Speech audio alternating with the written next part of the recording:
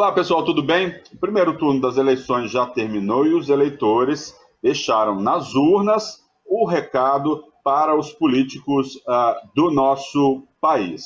E é sobre isso que nós vamos falar hoje no programa. Vamos analisar as eleições no Brasil e também aqui no estado de São Paulo. Sobre esse assunto, eu vou conversar com o Francisco Fonseca, que é cientista político da Fundação Getúlio Vargas e também da PUC aqui de São Paulo. Seja muito bem-vindo, Francisco.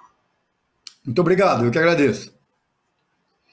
Primeiro, eu queria uma análise sua, assim, geral, falando de Brasil, Francisco, sobre as eleições 2020. Quais foram os recados que os eleitores deram para o Brasil e para os nossos governantes? Bem, antes de tudo, as eleições ainda não terminaram completamente, né? Em todos os municípios. Tem o segundo turno, né? No dia 29. Exatamente, ainda há o segundo turno em lugares, né, com muitos eleitores, habitantes, que são as grandes cidades, várias das grandes cidades. Aqui em São Paulo, a cidade mais importante hoje do país. Exatamente, São Paulo, né, falando aqui no estado de São Paulo, Guarulhos, Diadema, Campinas. Enfim, também. Isso, Campinas, Rio de Janeiro, Belém, saindo de São Paulo. Então, nós temos ainda um quadro que pode ser alterado no sentido de que estes municípios são muito grandes, né? E quem vencer nessas eleições passará a administrar um conjunto, né, de eleitores, de cidadãos e também eleitores, né, bastante grande comparativamente aos municípios pequenos, que no Brasil 80% dos municípios são muito pequenos, né? Tem até 20 mil habitantes. Então, mas eu acho que tem recados importantes mesmo nesse primeiro turno, mesmo as eleições ainda não estarem completamente encerradas, né? O primeiro recado é uma grande derrota do Bolsonaro, né? Bolsonaro perdeu todos os candidatos que ele apoiou, né, ou praticamente todos, para prefeito, para vereador, e ele fez uma campanha, inclusive, ilegal, inconstitucional, né, de dentro do Palácio do Planalto, fazendo campanha, isso é proibido pela lei eleitoral, e esses perderam. Né, então, perdeu aqueles que ele apoiou, aqueles que se utilizaram o sobrenome Bolsonaro, perderam, enfim, radicalmente, né?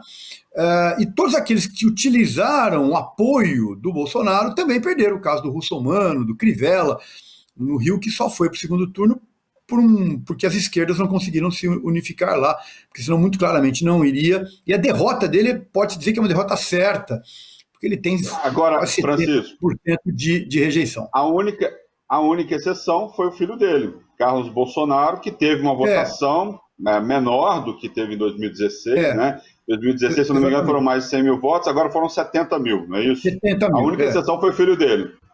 Mas que já tinha também uma carreira solo, né, digamos assim. Ele já é vereador há muitos anos, né? É claro que tem mais... É curioso, né? Porque é uma vitória e, ao mesmo tempo, é uma derrota. Nunca se falou tanto de Carlos Bolsonaro nos últimos 2 anos. Até então, ele não era uma figura nacional.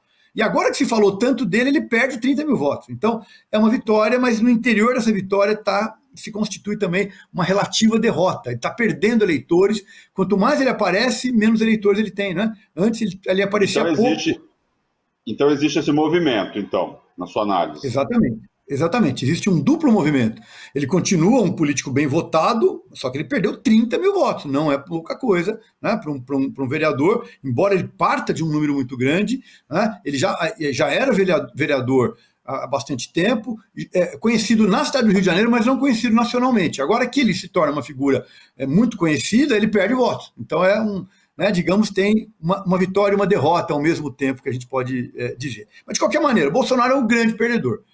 Por sinal, Bolsonaro tem sido um perdedor, inclusive, não apenas dentro do país, mas fora. Ele apoiou o Trump perde. Apoiou o Macri na Argentina, Macri perde. Apoiou o golpe contra Evo Morales, o golpe perde. Né? O movimento ao socialismo do Evo Morales ganha esplendorosamente, digamos assim, né, na Bolívia. Apoia o Piñera perde no Chile. Então, parece que é o Midas ao contrário, né?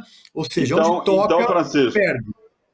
Francisco, o pessoal brinca que a imprensa, pelo menos, estava brincando, que é o Mick Jagger aí da política. É isso, a brincadeira da imprensa foi essa. Exatamente. Eu gosto mais da ideia do Midas, né? Do Midas ao contrário. O Midas é onde põe o dedo, vira ouro, né? No caso, o Bolsonaro põe o dedo, vira uma derrota, né? Acho que esse é um dado interessante. Então, tem uma derrota de ordem pessoal, inclusive, eu diria. Né?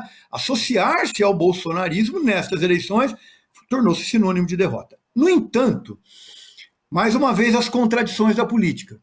Os partidos chamados de centrão, genericamente chamados de centrão, que são partidos de direita, conservadores, mas não de extrema direita, né? Ganharam em boa parte do país, né? Na verdade, são os maiores em número de prefeituras, de vereadores, são os maiores vencedores. Ainda não sabemos se em número de eleitores a serem, né, ou de cidadãos a serem governados por eles, porque aí depende do segundo turno. Mas, de qualquer maneira, é uma vitória expressiva, e esses partidos hoje estão com o Bolsonaro. Defendem a agenda econômica, fundamentalmente, do Bolsonaro. Então, mais uma vez, o Bolsonaro perde, né? Mas os partidos que hoje lhes dá sustentação no Congresso Nacional ganharam, pelo menos numericamente, né, em boa parte de municípios e também em algumas capitais importantes, como Salvador, como Florianópolis e como Curitiba. Então eu queria ressaltar também esse duplo movimento. Mas o Centrão... Você está falando então desse crescimento do Centrão, que é importante. O Centrão que, por exemplo, você citou aí o Democratas. O DEM tem hoje figuras nacionais, como o Rodrigo Maia, né, presidente da Câmara dos Deputados. Você tem o ACM Neto, que é um prefeito de Salvador muito bem avaliado, né? Então, inclusive, quem foi eleito foi o aliado político dele, né? Ele se envolveu na campanha. O DEM também, se eu não me engano, tem uma outra prefeitura que você falou que está me fugindo aqui. Foram três nesse primeiro... Florianópolis. Pois é. E aí você tem também, Francisco, PSDB, que elegeu, se eu não me engano, 2 capitais. Você tem o PSD, você tem a figura proeminente do Kassab, né? Como é que você vê essa ascensão desses partidos de centro? O eleitor dando um recado de que está buscando os políticos que eles já conhecem, não a nova política, entre aspas? Então, essa é uma boa questão. Se a primeira mensagem dos eleitores foi né, onde o Bolsonaro está, nós não estamos. Né? Essa é a primeira mensagem. Mas tem uma segunda, então. E esta ascensão desses partidos que se chama genericamente, né, chamados genericamente de centrão, que são partidos conservadores, né, liberais, que não têm grandes preocupações sociais, mas esta ascensão me significa também uma derrota de um partido político informal no Brasil, que é o partido da Lava Jato. Né? A Lava Jato, que não tem nada de jurídica, é uma operação política, fundamentalmente, né? Que atuou o tempo inteiro politicamente, ainda não acabou, hoje ela é decrépita, né? Mas ela não acabou. Mas este partido informal chamado Lava Jato, né? Tentou desqualificar, sobretudo, os políticos de esquerda, o pensamento de esquerda, ou de centro-esquerda. Né? Isto gerou a própria eleição do Bolsonaro. Foi uma parte, um aspecto fundamental para a vitória do Bolsonaro. Onde eu quero chegar? Então, esse extremismo de direita, estimulado pela Operação Lava Jato, é derrotado. Então, a ascensão do centrão é também um paradoxo, né? Partidos conservadores, liberais, mas que fazem parte do jogo político. E a Operação Lava Jato, ao tentar desqualificar particularmente as esquerdas, desqualificou o sistema político como um todo. Olha, política é tudo, né, sujo, fazer política é algo sempre marcado pela corrupção. Então, este partido da Lava Jato é um partido de extrema-direita, né, digamos assim, e ele perdeu também. Então, tem uma segunda derrota além do Bolsonaro, lembrando que o Bolsonaro é resultante da Lava Jato, né, e que depois rompe. Né? A figura do rompimento do Moro é rompimento da Lava Jato com o Bolsonaro, mas o centrão é, digamos assim, a política. Essa questão velha, política nova, política é puro marketing. Isso não tem nenhum significativo, isso, né? Não significa efetivamente nada. O Bolsonaro sempre foi a velha política, né? 30 anos como parlamentar ligado a esses partidos, né, fisiológicos, inclusive. Então, acho que a segunda mensagem dos eleitores foi essa, né? Esses extremismos, esses outsiders, eu sou gestor e não político, eu sou contra o sistema, eu sou fora, né, sou contra tudo. Este discurso também, que é o discurso do Bolsonaro, o discurso do Dória, esse discurso também foi derrotado. Então, esses partidos tradicionais, ao vencerem né, em boa parte dos municípios, eles também representam a derrota da Operação Lava Jato. Me parece que essa é a segunda grande mensagem dos eleitores. Que é um discurso, Francisco, né, pelo que eu vejo, é um discurso, você falou da nova política, é um discurso que volta e meia ele aparece na política brasileira. Você vê lá final dos anos 80, por exemplo, você lembra do Collor, né? Sim. O Collor veio com aquela história eu era muito novo nessa época, mas você tinha o Collor de combate aos marajás. Esse discurso da velha política, da nova política, isso já apareceu em outros momentos, não só antes do Collor, temos vários outros episódios.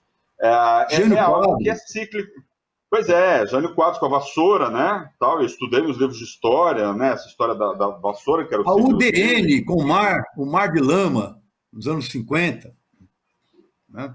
Pois é um discurso que é cíclico, é um discurso que apareceu agora de novo, que você está dizendo que apareceu agora de novo, é um discurso que volta e meia, ele vai e volta na política brasileira. Você acha que essa onda que veio agora, ela tende a desaparecer? A gente teve aí, por exemplo, Trump nos Estados Unidos, a gente está aqui com outros governos no Brasil. Você acha que isso tende a mudar aí para as eleições, para o segundo turno dessas eleições e também para as eleições de 2022, para deputados, senadores, e presidente da República e governadores? Eu acho que para esse segundo turno está muito claro, né? São 2 semanas, isso, né? Nessas 2 semanas, Bolsonaro continua sendo derrotado, né?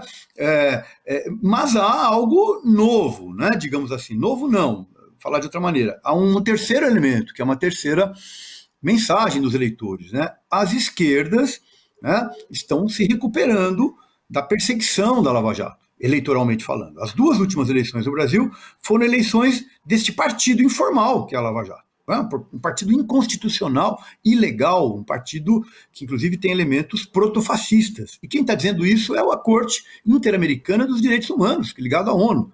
Grandes juristas internacionais apontam isso que eu estou falando, né? Aquilo que também, no mundo jurídico, se chama de lawfare, né? Ou seja, a utilização persecutória, político-persecutória, dos instrumentos jurídicos e do Poder Judiciário para fins políticos, de perseguição política. Né? Foi assim, de alguma maneira, também na Itália, com a Operação Mãos Limpas, que legou ao poder o Berlusconi, uma das figuras mais corruptas da história italiana, né? Que vem depois da Operação Mãos Limpas. Então é muito interessante. Assim como no Brasil, né? A Lava Jato lega o Bolsonaro, que é uma figura, que transita pelo protofascismo também. Né? Bom, então, as esquerdas, né, se recuperam dessas 2 eleições, né, que elas foram profundamente perseguidas, massacradas pela Operação Lava Jato mancomunadas com a grande mídia. Né?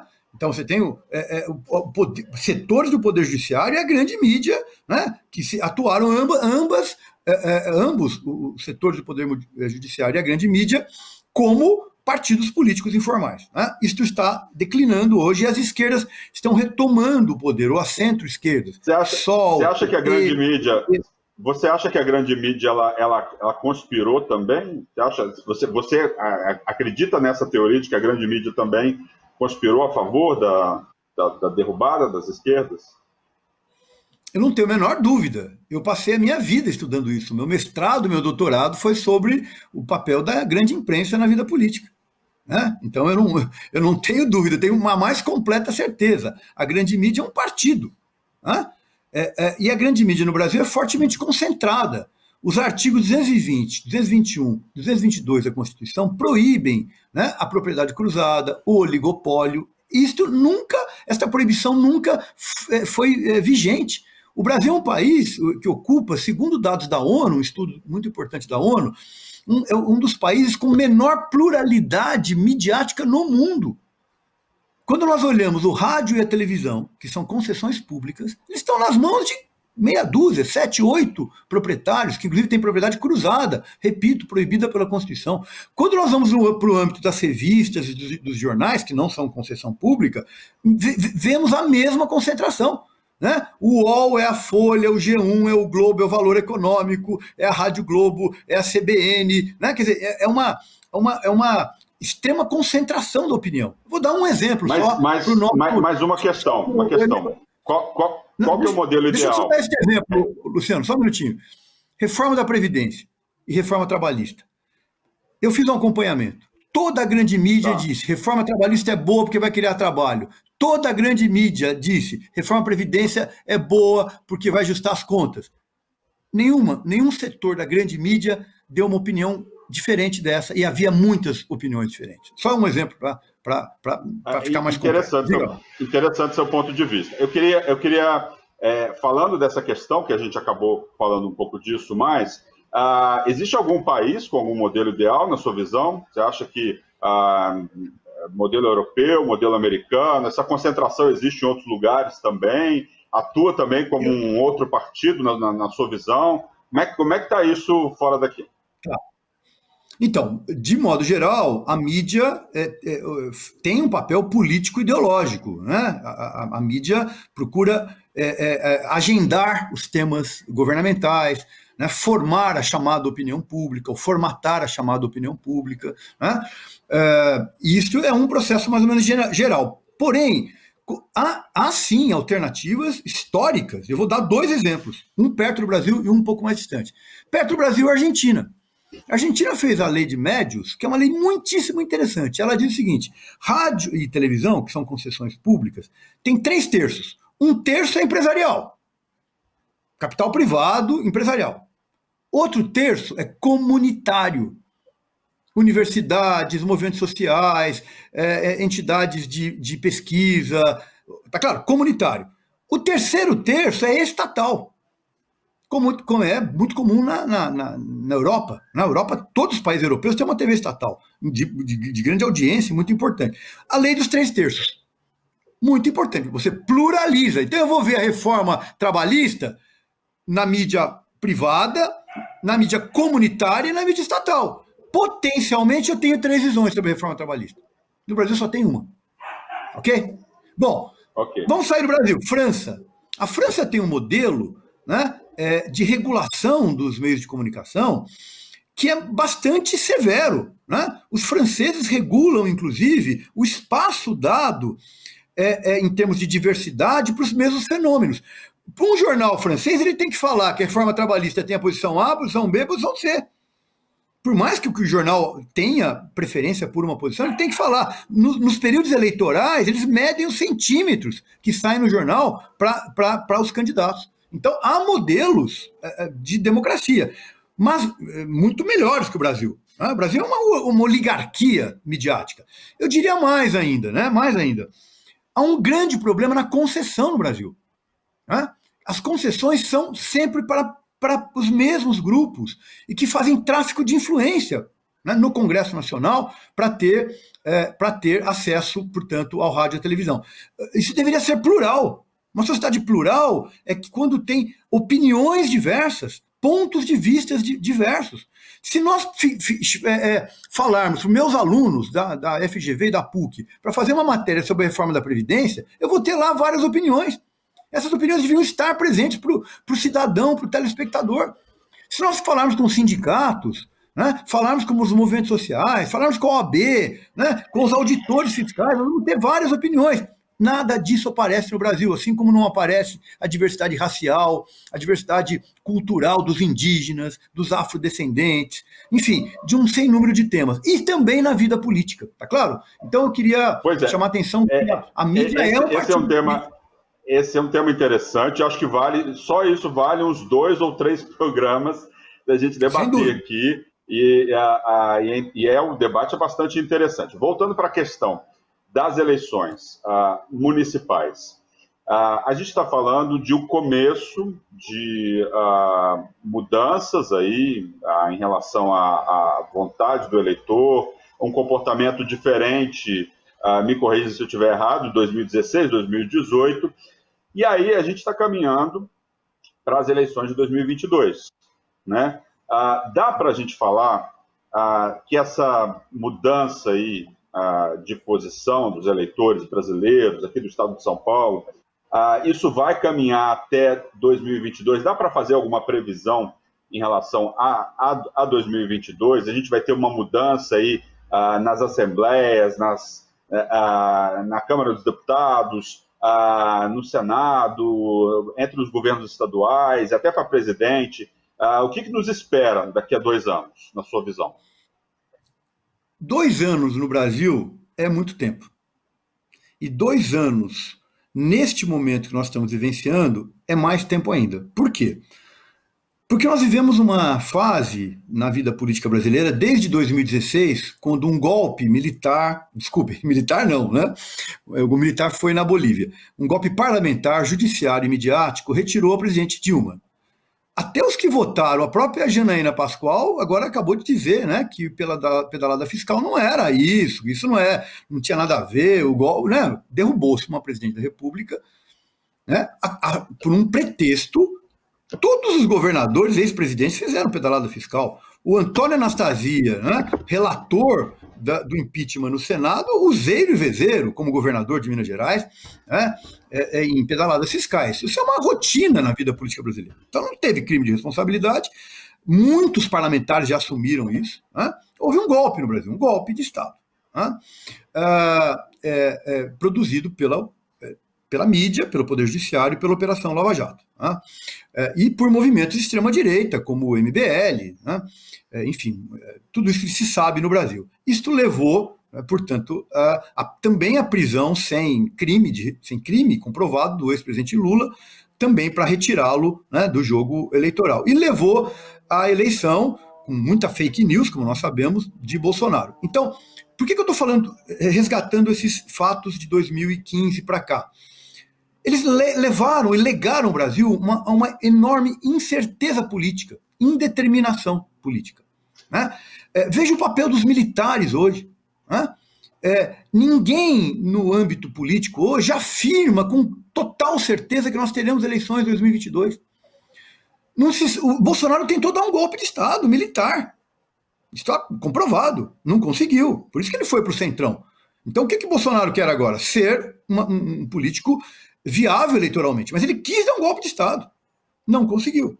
Né? Vejam, olha quantas incertezas colocadas. Me parece que é muito difícil prever esses próximos 2 anos, que são muito tempo, eu repito, mas há algumas tendências. A primeira tendência, o enfraquecimento do Bolsonaro. Hoje, no meio político, se fala, e a última nota dos comandantes militares, né, tentando, de alguma maneira, enquadrar o Bolsonaro. A derrota do Trump isola o Brasil completamente. Né? Completamente. O Brasil sequer reconheceu a vitória do Biden, né? Que está mais do que certa. Então, isolamento internacional, isolamento em relação à China, que é o nosso maior comprador. Os chineses estão saindo, né, deixando de comprar do Brasil, uma grande irresponsabilidade. A tragédia sanitária promovida, né, pelo governo Bolsonaro. O Brasil está perdendo vidas que não precisaria ser perdidas. Onde eu quero chegar é a crise econômica, que ela é brutal, absolutamente brutal, e o Estado sendo retirado da atividade econômica. Quando nós juntamos tudo isso, e ainda tem o fator militar, tem muita instabilidade. Mas há tendências, portanto. A tendência é, Bolsonaro não, aparentemente, consegue ser uma direita ou extrema-direita eleitoral viável. Esse é o primeiro ponto que aparece neste momento. Segundo lugar, né, as esquerdas, ou centro-esquerdas, terão mais poder. Muito possivelmente vão ganhar alguns desses estados, né, essas prefeituras que agora têm o segundo turno, e passarão a ter um número de cidadãos eleitores sob o seu governo grande. Este é um critério importante. Ganhar 200 prefeituras com 5 mil habitantes e ganhar um município com 20 milhões de habitantes faz muita diferença do ponto de vista de influência política. Então, me parece que as esquerdas estão conseguindo se livrar deste peso, né, da Operação Lava Jato, que determinou fortemente as eleições. Em terceiro lugar, né, esse chamado centrão, que se amolda fortemente ao jogo político, né, tem cada vez mais predominância e muito possivelmente vai abandonar o Bolsonaro, que possivelmente vai morrer sozinho, politicamente falando, né? Então, olhando para tudo isso, o espaço para 2022, se tivermos eleições, eu estou colocando no condicional, porque há muitas incertezas na vida brasileira se a gente juntar crise econômica, crise sanitária, crise política e crise internacional. 4 grandes crises, né, que o governo Bolsonaro não tem condição de resolver nenhuma delas. Tá? Então, olhando tudo isso, o cenário que o Brasil tenha políticos de esquerda competitivos para 2022, juntamente, paralelamente a políticos de direita, mas uma direita mais moderada, se é assim que a gente pode chamar, em relação ao Bolsonaro. Né? Eu acho que as eleições apontam como tendências esses aspectos, mas eu queria reiterar, né, que a instabilidade que a Operação Lava Jato legou ao Brasil, promovendo a entrada de Bolsonaro, que é um político de extrema direita, um governo de desmatadores. Veja o que está acontecendo na Amazônia, no Pantanal, com os indígenas, com os quilombolas, né? Com a tragédia sanitária, com todas as tragédias juntas no Brasil, né? O conjunto de instabilidades não nos permite fazer grandes previsões para 2022. Eu queria apontar isso, mas há tendências neste momento. Tá certo, muito obrigado. Gostaria de agradecer a presença do Francisco Fonseca, que é cientista político da Fundação Getúlio Vargas e da PUC aqui de São Paulo. Muito obrigado pelo seu esclarecimento e pela sua visão aqui. Eu que agradeço a oportunidade, fico à disposição. Um grande abraço. Tá certo. E o Alesp Conecta de hoje fica por aqui. Lembrando que você pode assistir esse e outros programas da Rede Alesp no nosso canal no YouTube. É só digitar Rede Alesp. Nós voltamos no próximo programa discutindo um outro assunto de relevância para a sociedade. Obrigado pela audiência. Tchau.